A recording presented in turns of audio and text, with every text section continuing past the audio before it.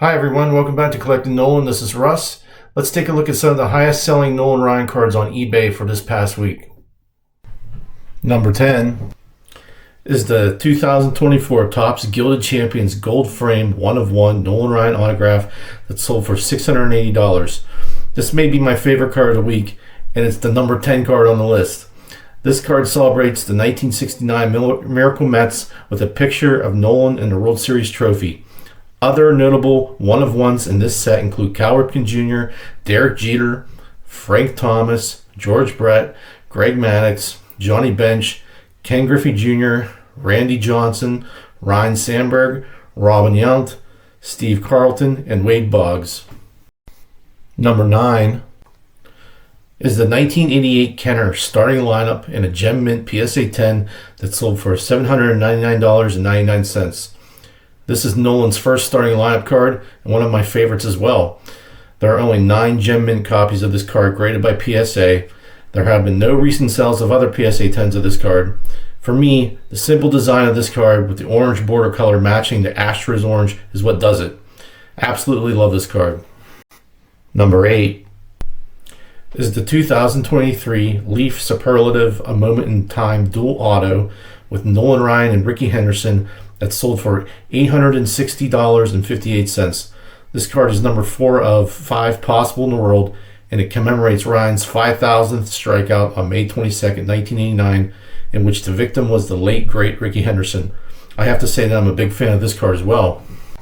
Number 7 and number 6 cards are tied, so they are in no particular order. This is the 2001 Donruss Elite Passing the Torch Nolan Ryan and Roger Clemens autograph card that sold for $899.99. This card has been on here before, selling last month for $600. This sale is for card number 6, while the last month's sale was a number match of Nolan Ryan's jersey, number 34. Number 6 is the 2022 Topps Definitive Collection Nolan Ryan jersey auto out of 40 and a PSA 10 that sold for $899.99. This is another one of my favorites for the week. There's only one PSA 10 of this card. I haven't been able to find any recent sales for a PSA graded version of this card, but I will say there is an ungraded version of this card available on eBay right now. Number 5 is the 1969 Topps number 533 Nolan Ryan base card in a PSA 7 that sold for $1,260. I believe this is the first time a PSA 7 of this card has been in the top 10 for this series. There are 1,587 PSA 7s out there and 1,263 cards rated higher. Recent sales of a PSA 7 of this card have ranged between $900 and $1,187.50 previously. To my knowledge, this current sale is the highest sale price for a non-autographed PSA 7 version of this card. Number 4 is the 1970 Topps number 712 base card in a PSA 8 that sold for $1,390. This card is an older flip and appears slightly off center from left to right. There are 923 PSA 8 copies of this card with only 201 cards rated higher. A PSA 8 of this card sold for $1,375 last week, and prior PSA 8 sales have ranged between $950 and $1,428. Of Nolan's earliest solo cards, which one do you guys like best? Let me know in the comments. Number 3 is the 2018 Panini Flawless Game Worn Patch Auto Black 1 of 1 that sold for $1,400.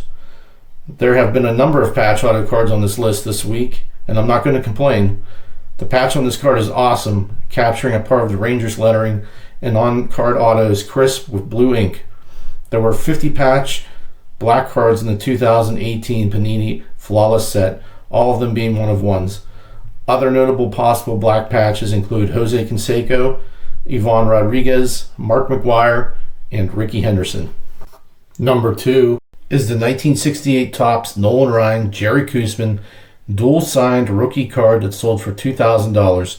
Each signature also has an inscription of the number of strikeouts each player had in their career, which is the reason why I love this card. The auto is rated a PSA 10, while the card itself is only authentic.